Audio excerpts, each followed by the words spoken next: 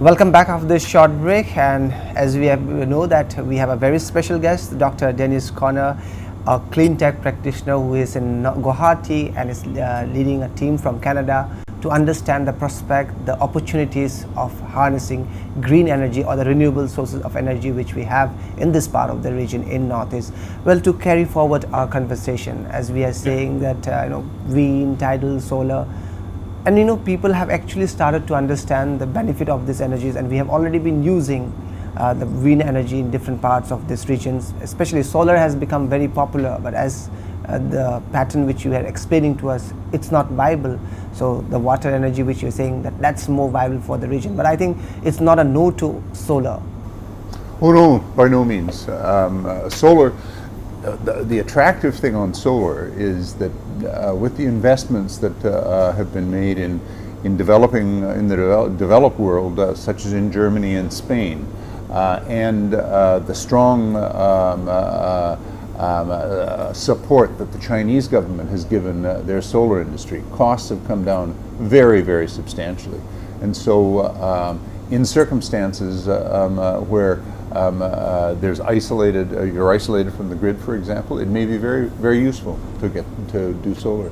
But I think I would again emphasize that there are other options, and it isn't just run of river. The other area that we talked about today is the use of a lot of the extra biomass that is generated in the agricultural sector, tea, etc., as potential energy sources that could be tapped into. So we discussed in the proposal that Mr. Shahari made was that maybe we should look at two projects. One project that is on the run of river, but another project that is in the exploitation of the biomass, because that is very available and could be very useful. So are you looking private investors to partner, or it's only the government, or the door is open for everybody in taking up such projects? Because I am sure that there are many people in this country who would like to take up investments in this sector.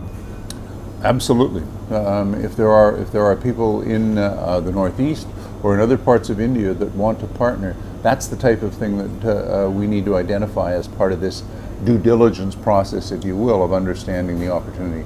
But sir, like if there is interested investors and he or she wants to come to you for assistance, so how it works out? Like they come through they directly contact your embassy or directly get in touch with you, or how this deal works? I think the simple thing is probably to use the India Chamber of Commerce as the initial point of contact.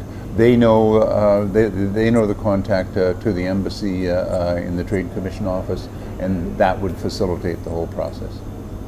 And are we trying to create awareness on the use of green energy? Because we have been using coal and of course hydel power project which we have there, but there are opposition, as I was saying to you. So are we trying to create awareness that we should promote clean energy in this part of the region, or is it the duty of the government, which we already are doing here? Will you initiate or aid in creating awareness among the people that this is what we have to use? Because when we start some development project, we see there always rift and opposition. Yeah, and that's part of the. I mean, opposition is a dynamic part of the of getting it right.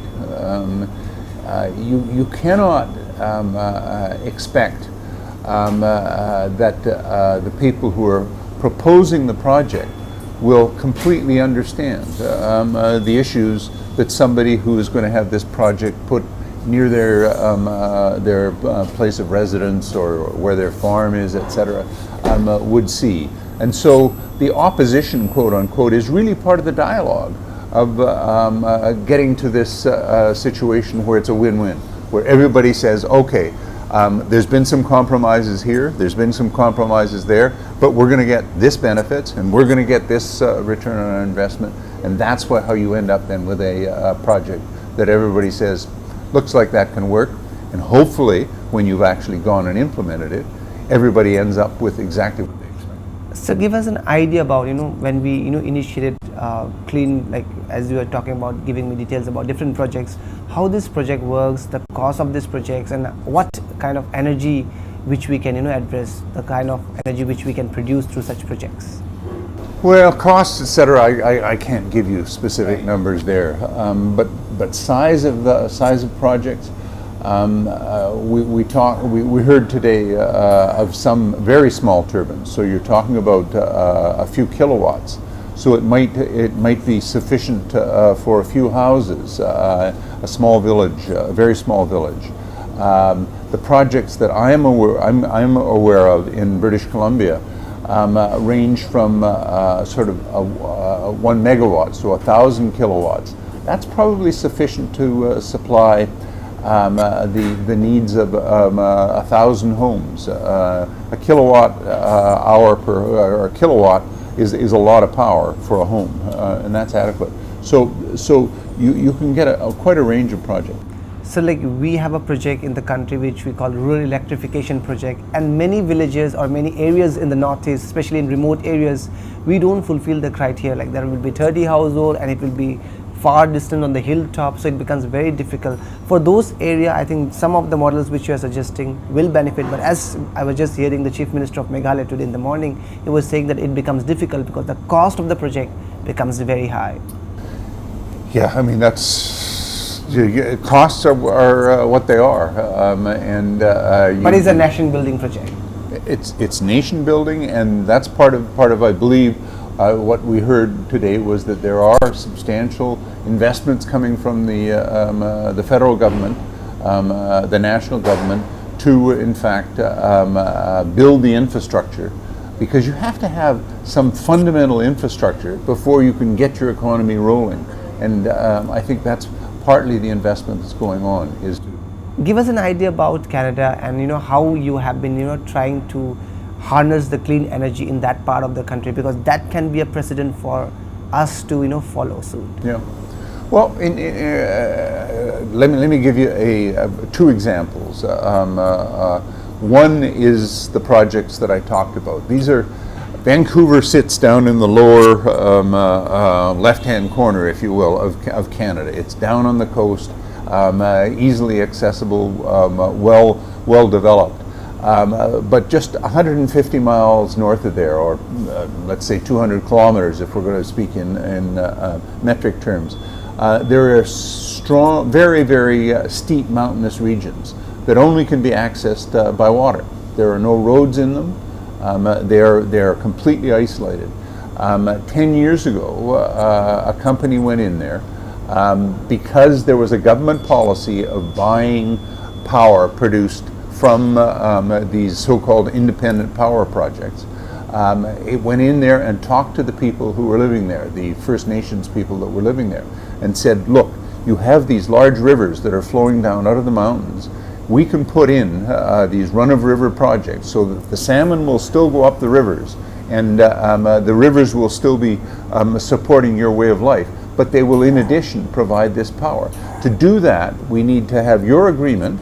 We need to have your people working with us to actually build these projects, and we have to build transmission lines so that those power projects are connected out, because there's way more power than these people could use that would be generated. That power will go out to the grid and will be sold, and we will share the profits in the selling of that power with you to improve your economy. So that's the type of win-win project that has been implemented in British Columbia that I think we're talking about. So we are talking about global warming and the phenomena, and we are turning to green. That's the concept which we have been introduced now.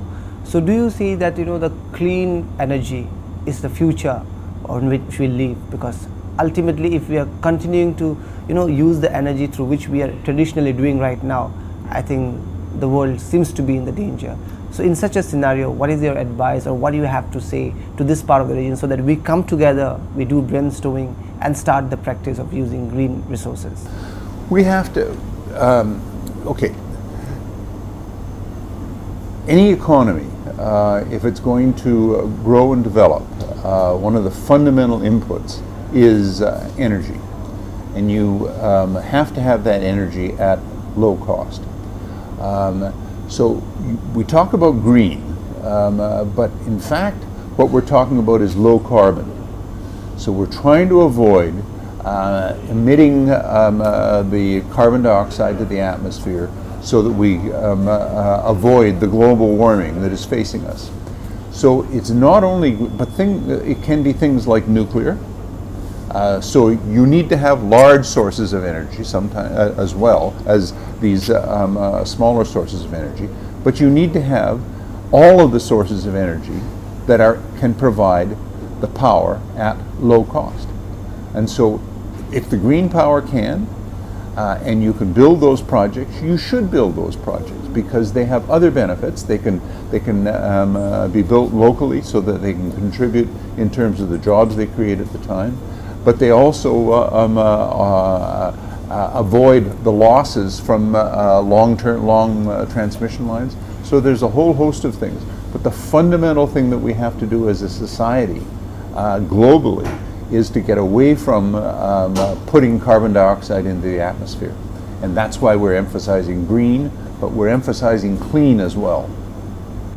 Thank you so much, sir. I think definitely people in this part of the region and the government especially will understand the importance of harnessing the green energy or the clean energy which we're talking about, and probably we see a better future. And thank you for being part of the program. Thank you for this opportunity. This was Dr. Dennis Conner talking to us. Keep watching Frontier TV for fast, fair and fearless news. Thanks for joining us.